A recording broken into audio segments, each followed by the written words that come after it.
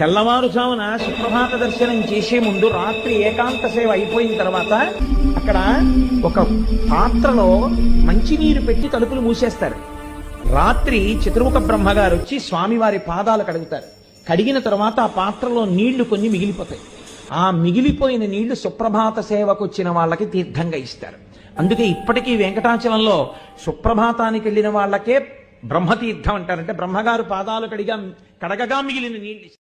వెంకటేశ్వర స్వామి ఎప్పుడూ కూడా ఎందుకు నిలబడే ఉంటారో తెలుసా?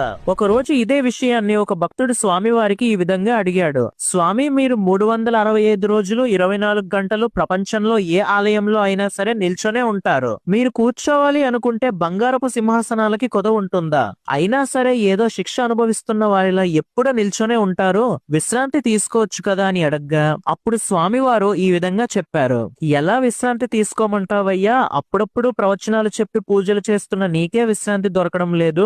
24 గంటలు భక్తుల్ని రక్షించడమే బాధ్యతగా పెట్టుకున్న నాకెలా విశ్రాంతి ఉంటుందని విన్నపించారంట. అందుకే వెంకటేశ్వర స్వామిని కలియుగ ప్రత్యక్ష దైవం అని పిలుస్తారు. అయితే మీరు కూడా వెంకటేశ్వర స్వామిని నమ్ముకున్నట్లయితే ఓం నమో వెంకటేశాయ అని కామెంట్ చేయండి.